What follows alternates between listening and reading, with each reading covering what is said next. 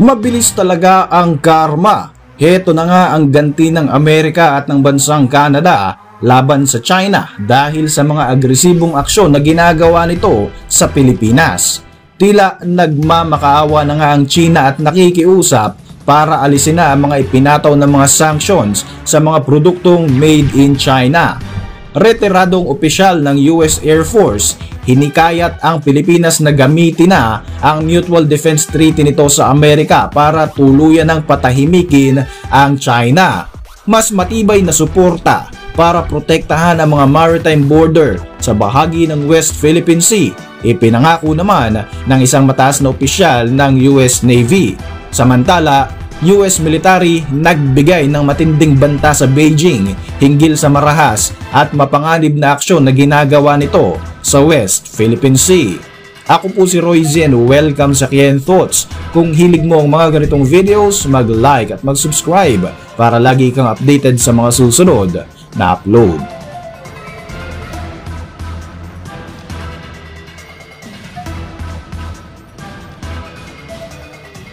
Hindi inasahan ng bansang China ang mga problemang kanilang kinakaharap sa kasulukuyan dahil nga sa mga sanctions o kaparusahan na ipinataw sa kanila na talaga namang nagpapalubog na sa kanilang ekonomiya. Heto na nga at nagmamakaawa na ang People's Republic of China para alisin na ang mga sanctions na ito. Marami na ang mga naglalakihang kumpanyang nag-alisa na at marami pa nga ang planong sumunod pa. Ipinataw ng Amerika at ng bansang Canada ang 100% tariff sa mga Chinese-made electric vehicle, iron, aluminum at iba pa mga produktong made in China. Ito ay isang malaking hamon para sa Chinese economy dahil ang mga produktong ito ay mas tataas pa nga ang presyo o madodoble pa ang presyo pagdating sa pandaigdigang merkado. Sa puntong ito, malaki ang posibilidad na ikakalugi ng mga negosyanteng inchik ang sanctions na ito at hindi malayong magsara na rin ang kani-kanilang mga negosyo. Sa ginagawang ito ng mga bansang Amerika at Canada, talaga namang bubulusok pababa ang Chinese economy na nagiging pangunahing target na nga ng mga kaalyadong bansa ng Pilipinas. Kamakailan lang ay nanawagan na nga ang Beijing sa Washington DC na alisin na ang mga ipinataw nitong sanctions sa mga produkto na galing sa kanilang bansa. Dahil sa mataas na buwis na ipinapataw ng US at maging ng Canada at ng iba pang mga bansa sa produkto na galing sa China, nagiging malaking dagok ito sa kanilang ekonomiya. Alam naman natin na isa sa bumubuhay sa ekonomiya ng isang bansa ay ang maayos na kalakalan at ang pagpasok ng investment mula sa mga dayuhang bansa. Hindi lamang ang US at ang Canada ang nagsasagawa ng sanctions na nakakaapekto sa ekonomiya ng bansang China. Maging ang European Union ay nakikisali na rin. Matigas ang paninindigan ng organisasyon na ito sa pagkondena sa mga marahas na aksyon ng PRC at hinihikayat ito na sumunod sa international law, partikular na sa United Nations Convention on the Law of the Seas. Ayon sa EU, ang ginagawang aksyon ng China ay labag sa batas ng international waters. Signatory ang China sa UNCLOS kaya't dapat ay naiintindihan ng bansang ito na mali ang kanilang ginagawa at maaari raw itong humantong sa kaguluhan sa Indo-Pacific region sakaling hindi nito itigil ang mga hakbangin laban sa Pilipinas. Samantala, iniulat ng Philippine Navy noong Martes, September 10, 2024 na namataan ang pinakamaraming bilang ng mga barko ng China sa West Philippine Sea na umabot na sa bilang na 207 ang kabuuan at kinabibilangan nga ito ng mga Chinese Coast Guard vessels, People's Liberation Army Navy warship at Chinese Maritime Militia. Sinabi naman ni Rear Admiral Roy Vincent Trinidad, tagapagsalita ng Navy for the West Philippine Sea, na hindi daw naman dapat ikabahala ang nakikitang mga bilang ng barko ng China sa WPS dahil ito ay ayon pa rin sa normal range capability ng North Sea Fleet. Sa kasalukuyan ay nananatili pa rin ang BRP Teresa Magbanua na nakaangkla sa Escoda Shoal at nagpapatuloy ng monitoring operation sa kabila ng tinamo nitong pinsala habang napapalibutan pa ito ng napakaraming mga barko ng kalaban. Dahil nga sa lumalalang tensyon sa West Philippine Sea, Agad na nagbigay ng matinding babala ang isang senior military official ng Amerika sa China hinggil sa delikadong mga aksyon ng Chinese Coast Guard laban sa Pilipinas at iba pang mga bansa na inaagawan ng China ng teritoryo. Sa pag-uusap via video conference nina US Admiral Samuel Paparo, Commander of the US Indo-Pacific Command, at ni General Wu Yanan, head ng Chinese Army, ipinahayag ng US ang importansya ng pagpapanatili ng komunikasyon sa pagitan ng US military at ng Chinese Army at nang sa gayon ay maging malinaw ang intensyon ng China at hindi raw ito mauwi sa misinterpretation at miscalculation sa rehiyon. Dito ay pinapayuhan nila ang PLA na ayusin ang kanilang mga ikinikilos, tigilan na ang marahas na aksyon at maruruming mga taktika na pwedeng mauwi sa kaguluhan sa Indo-Pacific region.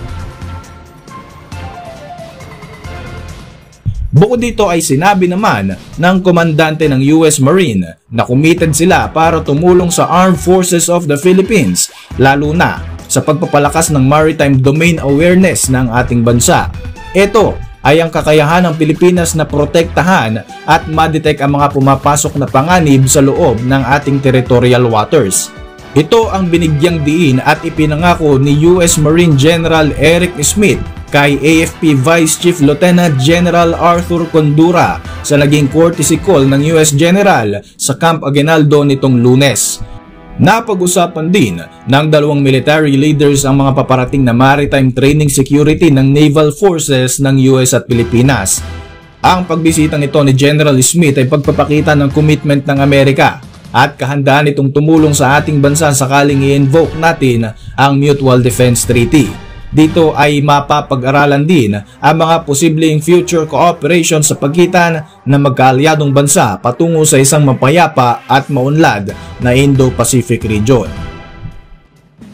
Ayon naman sa isang US security analyst, hinihikayat nito ang liderato ng bansang Pilipinas na i-invoke na o gamitin na ang Mutual Defense Treaty sa United States at ikonsidera ang alok ng US na mag-escort sa mga barko ng Pilipinas sa West Philippine Sea dahil na rin sa mas lumalalang tensyon at mas nagiging brutal na mga hakbang ng bansang China. Ayon kay former US Air Force officer Ray Powell, kailangan magkaroon ng formal consultation sa pagitan ng US at Pilipinas para maisagawa na nito ang tulong na kailangan ng ating bansa at kung ano pa ang mga suportang pwedeng iparating ng Amerika. Since 1951, pinirmahan ang Mutual Defense Treaty na gumagarantiyang magtutulungan ang ating mga bansa sakaling magkaroon ng armed attack. Sinabi ni Powell na may option si Pangulong Marcos na gamitin ng MDT kahit walang nangyayaring armed attack. Ang kailangan lamang daw ay magdeklara ang Pangulo na merong threat ng posibleng kaguluhan para magamit na nga ang MDT.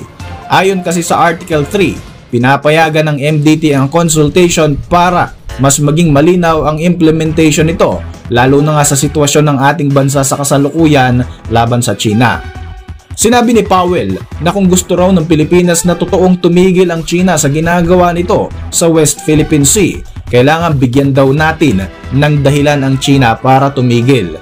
Kung i-invoke ang MDT, siguradong iiwasan ng Beijing ang direktang makadigma ang Amerika, kaya't siguradong maglalaylo ito sa mga mararahas na aksyon na ginagawa nito, lalo na sa malaking bahagi ng South China Sea. Dagdag pa ni Powell, kung wala raw kasing nakikitang balakid ang China, tuloy-tuloy lamang ito sa pagpapalala ng sitwasyon at pagsasagawa ng mga iligal na aktibidad sa katubigang nasasakop ng ating bansa. Panawagan pa ng ilang mga analyst, kailangan ng Pilipinas ng mas malakas at mas may pangil na aksyon at pinuna rin ang malalumbot na mga ginagawa ng ating bansa sa kabila ng paulit-ulit nga nakarahasan na ginagawa naman ng China.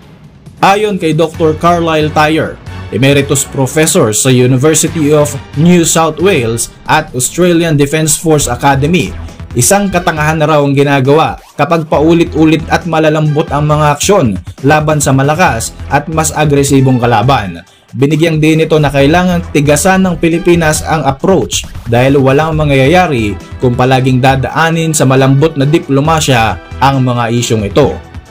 Mga eksperto na at mga security analyst na ang nagbibigay ng suhestyon sa ating liderato para mapigilan at ma-counter ang China sa mga agresibong aksyon nito laban sa Pilipinas. Sa ngayon, mas lalo lamang dumarami ang mga barko ng China sa West Philippine Sea. Isa lamang ang ibig sabihin nito. Walang epekto ang diplomasya sa isang bansang hindi naman kumikilala sa batas. Ang teritoryong ating ipinaglalaban ay sa atin at dapat itong pakinabangan ng Pilipinas, pero dahil nga sa mga limitadong kakayahan ng ating bansa, makikita na nakikiramdam lamang tayo at nagiging punching bag ng People's Republic of China. Ayon nga sa maraming mga netizens, puro daldal at puro paawa raw ang mga lider ng ating bansa, pero kulang na kulang naman sa ginagawang mga aksyon. Hindi malayo na mauulit ang mga karahasan na ipinapakita ng China, lalo na nga't nakapwesto na sila ngayon sa Sabina Shoal. Nawala na sa atin ang Scarborough Shoal noong 2012. Dapat ay maging wise na ang Pilipinas sa magiging hakbang nito upang maiwasang maagawan na naman tayo ng teritoryo ng bansang China. Para sa inyong reaksyon, mag-iwan lang ng komento sa ibaba ng video na ito. At para manatiling updated sa ating mga susunod na upload, siguruing mag-subscribe, i-like mo na rin ang ating mga videos bilang suporta. Muli, ako po si Roy Z at maraming salamat sa patuloy na pagsubaybay sa ating channel.